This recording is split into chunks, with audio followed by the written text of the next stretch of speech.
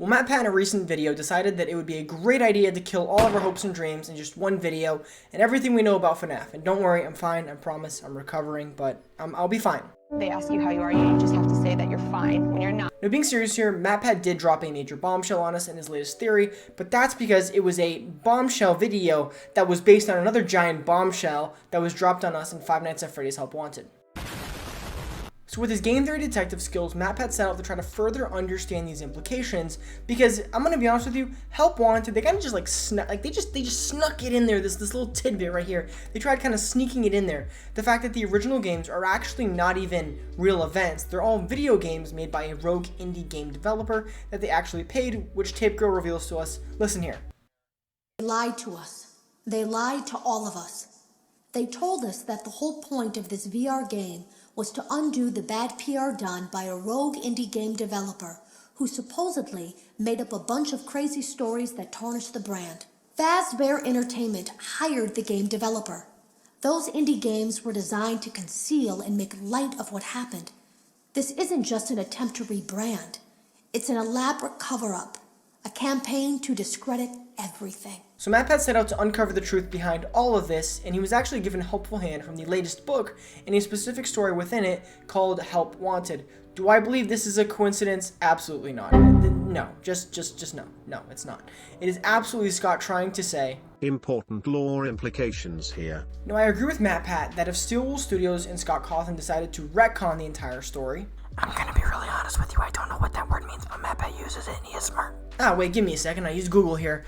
A piece of new information that imposes a different interpretation on previously described events typically used to facilitate a dramatic plot shift or account for an inconsistency. Oh, there you go. If Scott Cawthon and Steelwool decided to take this route, I think we would be okay with it as a fan base, because in the end, this game wasn't really planned out from the beginning. This franchise has gone on for so long, and Scott did not think he would make it this far. So we understand that there's going to be a little bit of some inconsistencies, we can work with it, and really we were hoping for that in this next era of FNAF, moving on with Help Wanted and now Security Breach. However, Security Breach kind of presents issues because of the fact that within Security Breach we face Afton, who was thought to be, retconned and removed, and also the game has a part of the place, which is the pizza location that is in the lower levels, that is actually from one of the previous FNAF games. So at the same time, it doesn't let the old story rest, instead it just violently rips it out of its coffin and leaves us all confused. Now, where does this exactly leave us? Well, according to MatPat, it means that the first 4 games no longer exist. They are no longer really canon because they are not real events. They're actually all video games. And trust me, let me explain, and I'll let MatPat do some explaining here because it's a lot to take in. MatPat came to this conclusion because of the fact that the man who is the one that's working for Fazbear Entertainment, the rogue indie game developer, he actually knows nothing really about the franchise. They just kind of come to a deal that it's going to be 4 games, and the fact that this guy doesn't have a lot of details about the history, the lengthy murder rap sheet, anything about Fazbear Entertainment. He just knows that there were 5 original murders, and that's all he really works on as he goes to create these games. Another reason MatPat doesn't entirely trust our main character here, Steve Snodgrass, he doesn't trust him because the entire time that he's making these games, he's actually being tormented by illusion discs used by Fazbear Entertainment.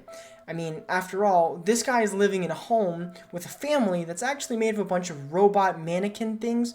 They're not actually his family. He lives in a blank house, and these illusion discs cause him to see furniture and make it seem like it's a real house. So obviously, he is not going to be the most reliable source of information when it comes to trusting his accounts of these games in the real-life events that took place behind them. Now, of course, after reading and listening to all that, MatPat came to the conclusion that Steve's story or account of what happened in the restaurants, which he then put into his games, the original 4 games he created, that you cannot really trust what Steve said.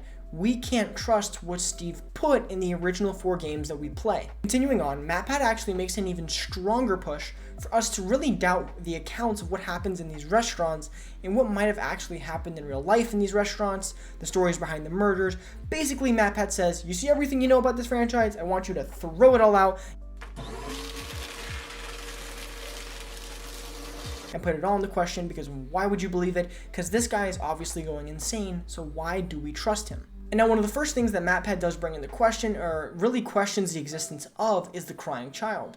MatPat, first of all, how dare you? That crying child is a cornerstone of this franchise. How could you do that? that little crying 8-bit child has been one of the biggest mysteries of this entire franchise. I'll let it pass for now. Your blasphemy passes for now because you're confused, and I'm here to clarify that all. Now, the reason Matpat brings into question the existence of the crying child is because we don't actually ever see the crying child again. We don't see the crying child physically as a person, as a literal character. The only time we see the crying child is within FNAF 4. While there are instances like in FNAF's security logbook, which is thought to be a conversation between Cassidy and the crying child, there's also the other piece of evidence, which is the robot Afton family in Security Breach, which has a robot that has its head completely removed. I feel like that's very obvious to be the crying child, but whatever, Matpat, we will play your silly, silly game. And of course, the reason why Matpat came to this was because the games are considered to be made by a crazy, mind-mushing, robot-loving, absolutely unreliable source, like a textbook non-reliable source, because he's an insane guy. But Matpat, you missed something, and whether you knew it or not, you did miss something, and I'm here to help clarify. Now, I just hate pushing it over and over again, but I just have to say, according to Matpat, anything from Sister Location and onward is reliable. It's a reliable source of information concerning the franchise and the lore. So, if I was to find something from a reliable game, like, let's say, Sister Location, and I was to tie that back to a non-reliable game, according to Matpat, well, we have an issue now, and I'm going to clear that up for you. But according to Matty Boy, it means that we have an issue now. That means that it could prove that these non-reliable games are reliable. Now for this, I turn your attention to Five Nights at Freddy's Sister Location on Night 5, when you enter the office where you would kind of face off against Ennard.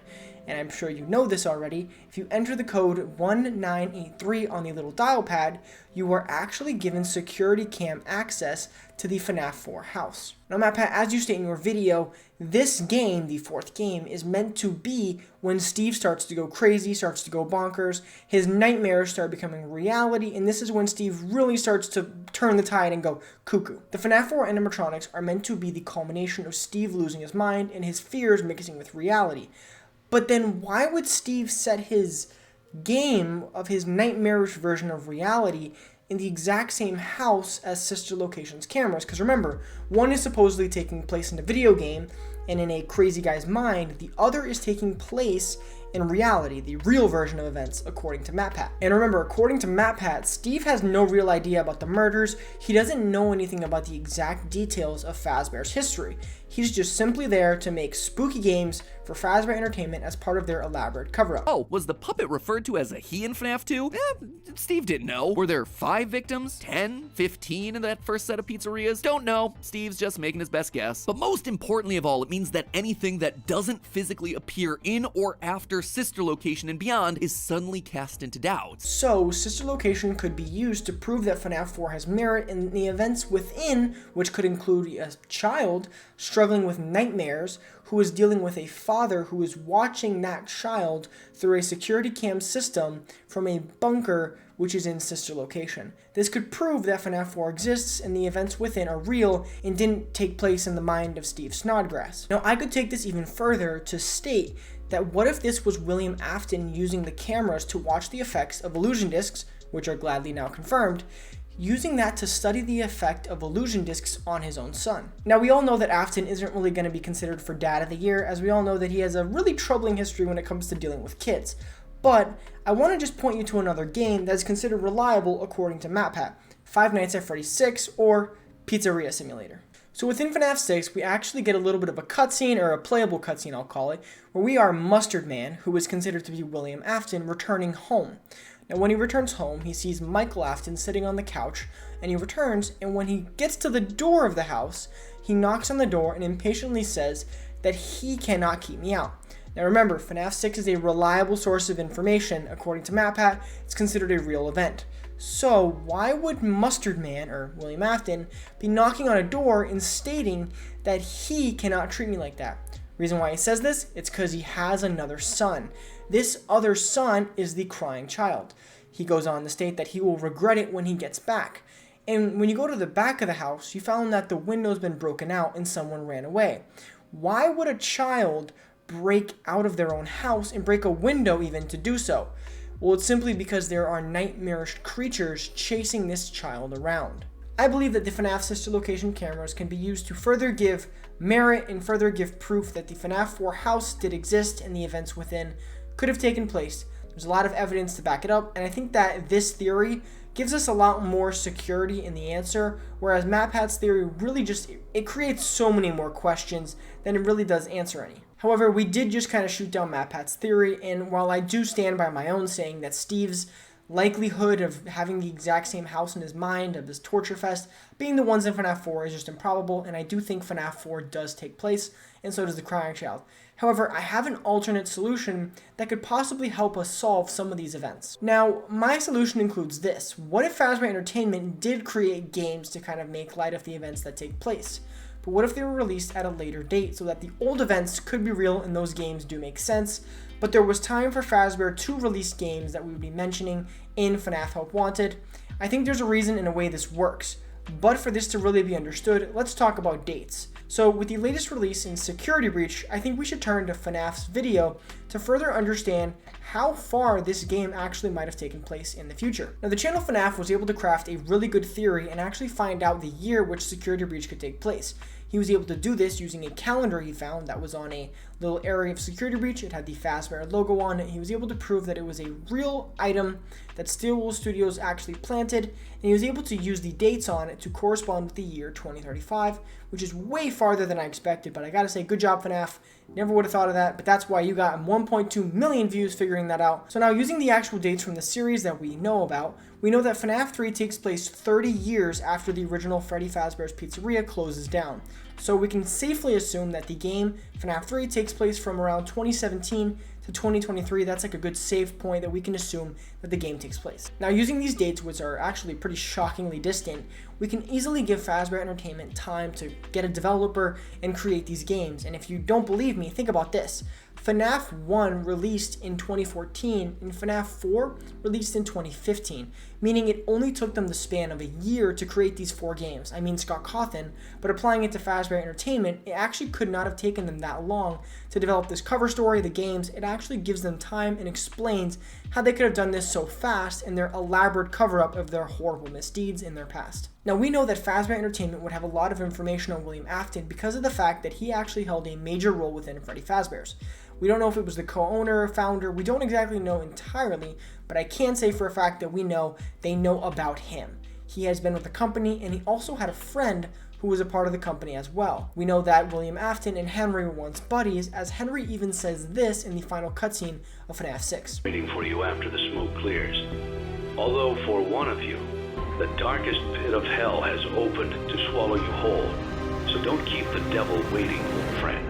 And now, if you are wondering about the actual story of William Afton, don't you worry, subscribe right now, hit that notification bell, because I'm working on a video right now that's going to be the entire storyline of William Afton. But besides that, let's continue on. So Fazbear Entertainment could have had the information they needed to actually develop a game series, and enough to give an indie game developer the chance to create a story within these video games meant to show what it was like to be a night guard, the story behind, FNAF's murderer, all this other stuff. They had the access to the information, and they could have easily relayed that to the indie game developer. This gives Fazbear Entertainment a chance to let these actual rogue indie developer games come out and then release them, and then have Help Wanted be their way of saying, hey, listen, none of this actually ever happened. Here's the real version of what happened, and here you go, play in VR. Like, it's a fun way for them to do this and throw everything else that happened under the rug and pretend like it never happened, letting them start brand new, looking to the future, and riding off into the sun. And the reason why my version might differ from Matpat's version is because I think that this inclusion of the illusion discs and the way that Steve was actually affected by them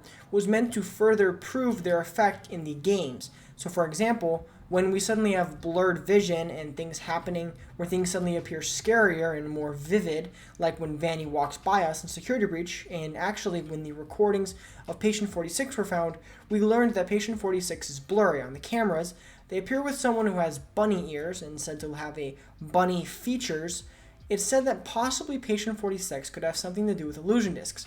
I think Scott was trying to further explain their effect and the effect they have on reality itself. So what if Scott really just added them for that reason, to further prove their effect on someone, like a child who was affected by a father who was testing them out on his own son? I'm just saying, I think Scott might have used it to further prove a point in the effect of illusion discs, possibly clearing up all this confusion, and it could mean that the illusion discs could appear in the future. Scott was supposed to, and I hope he is, trying to use the books to clarify the future and other questions we have in FNAF. So what if he's clarifying the illusion discs because they could be a big role player? maybe in the next DLC, or maybe some things that we've missed in the past. Only Scott and Steele will know, but I think that it wasn't meant to really confuse us in the sense of the games, whether they were canon, not canon. I think it was more meant to explain how they could be used to confuse someone's perception of reality, like the crying child, and like Gregory when seeing, Vanessa, and maybe possibly explaining a little bit more about Patient 46. Now, the reason why my version of events and Matpat's differ so greatly is because I believe Matpat blurred the lines of what takes place in the books and what takes place in the games. So let's be clear here. The books and the games do not take place in the same canon, the same lore, the same existence, I'll call it. There's another universe or another place where the books are taking place and they are real, and the games are entirely separate. So, for example, the original trilogy of the books and the games at the time, those are entirely separate. They don't take place at the same time. They can be used to explain mysteries within one another, but they are not the same. I think Scott is also trying to do something different. The original trilogy, we don't have that anymore. As a matter of fact, things have changed. What's happened is we now have small short stories which directly bring in different parts or maybe different questions that we've had from the games. They are not the same. The games, one existence, one plane, one story, one linear thing. The books, meanwhile, are a little different because they're different stories taking places at different times. They're separate, they are not the same thing, which is, I think, what Matpat kind of blurred and got confused in his theory. Now, within Matpat's later half of the video, he talked about Golden Freddy. Now, this whole thing about Golden Freddy was really murky because he's right in the sense of Golden Freddy actually never really appears in another game besides FNAF 1, FNAF 2, possibly FNAF 4 if you want to include Fredbear and friends, but we never see Golden Freddy again until FNAF Ultimate Custom Night, and that's William Afton's personal hell. We don't know if Cassidy is actually in the Golden Freddy suit. We can only assume so, but, William Afton could have possibly portrayed Cassidy as the Golden Freddy suit. We don't really know. We don't have exact concrete evidence for it. Now, Matpat's whole thing with Golden Freddy is a little bit more interesting because of the fact that Golden Freddy is a little bit more of a mystery. We don't really know that much about Golden Freddy as a whole. We just know that it could be two people in one suit with Cassidy and the crying child. We believe that the security logbook is the conversation between the two. But besides that, we don't have exact details. So, to that I say, let's wait. We have to wait until Scott and Steele will decide a clear path because I don't think they've decided on that yet. I think they're still waiting. They keep bringing back old stuff, especially with security breach, so we don't really know. I think it's time we wait, put the brakes on it, hold for a second, and just remember that if Golden Freddy doesn't exist, where does the name Cassidy go? A lot more questions, a lot more confusion. Let's hold and let's wait. Now, if you guys want to go see Matpat's video, if you did not, it'll be in the link in the description if you want to check it out, along with FNAF's video. But I think before you do that, you should probably like and subscribe to this channel as I'm trying to work on that William Afton video. Some other videos are going to be coming up, so a lot of crazy cool stuff coming out. Hope you guys enjoyed. I'll see you guys in the next one. Cue the outro.